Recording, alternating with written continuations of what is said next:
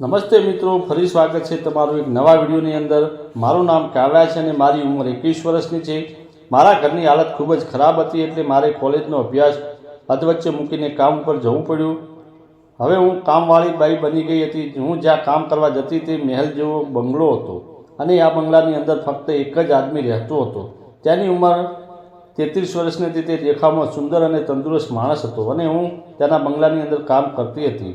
હું પણ જોવામાં ખૂબ જ સુંદર અને જવાન હતી। મારા મહોલ્લામાં ઘણી બધી છોકરીઓ સુંદર હતી, પરંતુ મારા જેવી સુંદર અને દેખાવડી છોકરી કોઈ નહોતી।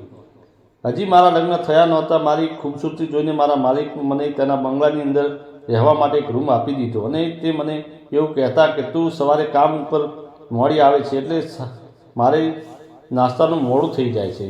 પરંતુ હું તો સવારમાં 7 વાગે કામ પર આવી જતી તો પણ કહેતા હતા, જો તારે નોકરી કરવી હોય તો તારે અહીંયા રહેવું પડશે। હું નોકરી છોડવા માંગતી નહોતી, કારણ કે ઘરે મારા બાપુજીની તબિયત ખૂબ જ ખરાબ હતી, અને મારો નાનો ભાઈ હજી કામ કરે એટલી ઉંમર નહોતી। તે હજી 9મા ધોરણમાં ભણતો હતો। મેં કહ્યું, સારું શેઠજી, હું અહીંયા રહેવા આવી જઈશ। એટલે મેં તેણે મને રહેવા માટે એક રૂમ આપી। હું જ્યારે કામ પર જતી તો મને મારા મહોલ્લાના બધા છોકરાઓ ખૂબ જ પરેશાન કરતા હતા। હવે હું અહીંયા બંગલામાં જ રહેવા લાગી, એટલે મને કોઈ પરેશાન કરનારું કોઈ રહ્યું નહીં। જ્યારે હું ઘરનું કામ કરતી તો માલિક મને જોયા કરતા। હું વિચારતી કે તે મારામાં એક નજરે શું જોઈ રહ્યા હશે। તે એક મોટા બિઝનેસમેન હતા, અને ખૂબ જ અમીર હતા। તેના ઘરે મોટી મોટી ગાડીઓ લાઇનમાં પડી હતી। માલિક કોઈને કંઈક બહાનું કરીને મારી નજીક આવવાની કોશિશ કરતા। મને સમજાતું નહોતું આવતું કે આવી હરકત શા માટે કરે છે। તેને મોકો મળે ત્યારે તે મારી કમર ઉપર હાથ રાખી દેતા। એક દિવસ તે એક નજરે મારી કમરને જોઈ રહ્યા હતા, તો મેં તેમને પૂછ્યું, શેઠજી, તમે શું જોઈ રહ્યા છો? તો તેણે કહ્યું, કંઈ નહીં, અને તે રૂમની બહાર જતા રહ્યા। એક દિવસ હું કિચનમાં કામ કરી રહી હતી, તો મારા હાથમાંથી કાચનું વાસણ નીચે પડી ગયું અને ફૂટી ગયું। માલિકે દોડીને અંદર આવ્યા અને મને ખીજાવા લાગ્યા, અને જતાં જતાં તેમણે મારી કમર ઉપર હાથ ફેરવી દીધો। થોડા દિવસ પછી મારા પિતાજીનું અવસાન થઈ ગયું, એટલે મેં મારા શેઠ પાસે થોડા પૈસા અને રજા માંગી, અને હું મારા ઘરે જઈને મારા પિતાનું બધું કાર્ય પૂરું કર્યું।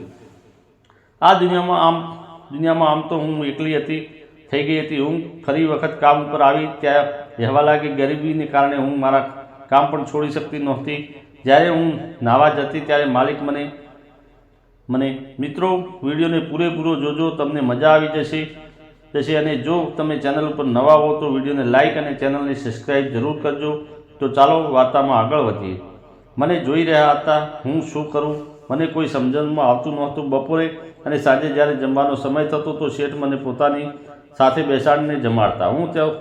હું તો તેના પરિવારનો હિસ્સો પણ નહોતી, પરંતુ તે મારી સાથે રોજ જમતા। તેમણે એકવાર મને કહ્યું, તું મને મારું નામ લઈને બોલાવી શકે છે અને મારી સાથે વાત પણ કરી શકે છે। તો તેના સ્વભાવ મને સમજાઈ રહ્યો હતો, તે મારી પાસે શું કરવા માંગે છે। એક સાંજે હું મારા રૂમની અંદર સૂઈ રહી હતી। રાતના લગભગ 9 વાગી રહ્યા હતા।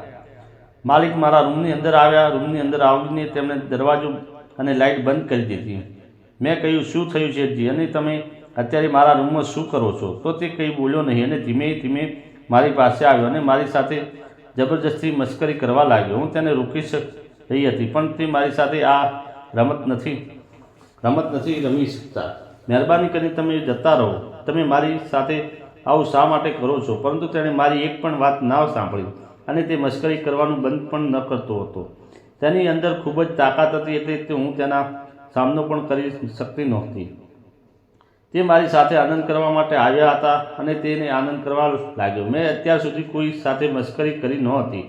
આજે પહેલી વખત કોઈ મારી સાથે મસ્કરી કરી રહ્યું હતું। મને દુઃખ પણ હતું અને આનંદ પણ હતો। મેં ઘણી તેને ના પાડી, પરંતુ તે માન્યા નહીં, અને લાંબો સમય સુધી મારી સાથે મસ્કરી કરતા રહ્યા। મારી સાથે રમત રમ્યા। હવે હું થાકી ગઈ હતી, એટલે હું રડવા લાગી, અને મને રડતી જોઈને તેણે મસ્કરી કરવાનું બંધ કર્યું, અને તે મારા રૂમમાંથી જતા રહ્યા।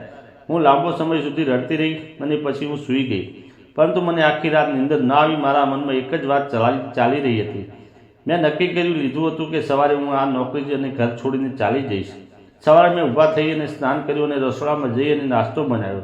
નાસ્તો બનાવ્યા પછી શેઠજીએ ચા અને નાસ્તો આપ્યો, અને તેણે મારી સાથે નજર ન મેળવી। તેણે નાસ્તો આપીને હું મારા રૂમમાં આવી ગઈ. હું રૂમમાં આવી અને મારો સામાન પેક કરવા લાગી. થોડી વાર પછી મારું બેગ લઈને હું ત્યાંથી મારા ઘરે જવા લાગી. જેવું હું બહાર નીકળી એટલે માલિકે મારો હાથ પકડી લીધો અને મને તેને પૂછ્યું, તું ક્યાં જઈ રહી છે? હું કંઈ બોલી નહીં અને મારો હાથ છોડવાનું કોશિશ કરવા લાગી. તે મારી સાથે છોડતા ન હતા. મેં તેને કહ્યું, શેઠજી, કાલ રાતે તમે જે મારી સાથે મસ્કરી કરી એટલે હવે હું અહીંયા રહેવા માંગતી નથી. મેં તમારી ઉપર એટલો ભરોસો કર્યો હતો, તમે મારા વિશ્વાસ તોડી નાખ્યો. મેં ક્યારેય ઘરનું કામ કરવાનું ચોરી નથી કર્યું, પણ તમે મારો ખોટો ફાયદો ઉઠાવ્યો. હવે હું આ ઘર મૂકીને જાઉં છું. તમારા જેવા માણસ મેં ક્યાંય જોયો નથી. તમે જે મારી સાથે કર્યું છે માફી આપવાને લાયક પણ નથી. શેઠજી કહેવા લાગ્યા, સોરી, પ્લીઝ, મને તું માફ કરી દે. હું તને ખૂબ જ પ્રેમ કરું છું. મેં તારી સાથે ખોટું કર્યું છતાં તે સવારમાં નાસ્તો બનાવ્યો અને મને નાસ્તો આપ્યો અને આના ઉપર સાબિત થાય છે કે તું ખૂબ જ સારી છોકરી છે. હું તારી સાથે લગ્ન કરવા માગું છું. હું પણ ઘણા દિવસથી તને આ વાત બતાવવા માંગતો હતો, પરંતુ મને મોકો ન મળ્યો. પછી મેં વિચાર્યું કે હું તારી સાથે મસ્કરી કરું અને મજાક કરું, અને પછી મેં એ કર્યું. પરંતુ તું મારાથી એટલી બધી નારાજ થઈ ગઈ અને તેનો મને ખ્યાલ નહોતો. તેની વાત સાંભળીને મારી નજર નીચે ઝૂકી ગઈ. મેં તેમને કહ્યું, પરંતુ આવું ગંદો મજાક કોણ કરે છે? અને પછી મેં શેઠજી સાથે લગ્ન કરી લીધા. હવે મારી જિંદગી ખૂબ જ આનંદિત થઈ ગઈ છે. મારા ભાઈને મેં સારી સ્કૂલમાં એડમિશન અપાવ્યું છે અને મારી માને મારી સાથે રહેવા માટે બોલાવી લીધી છે. મિત્રો, વિડીયો પૂરેપૂરો જોવા બદલ તમારો ખૂબ ખૂબ ધન્યવાદ.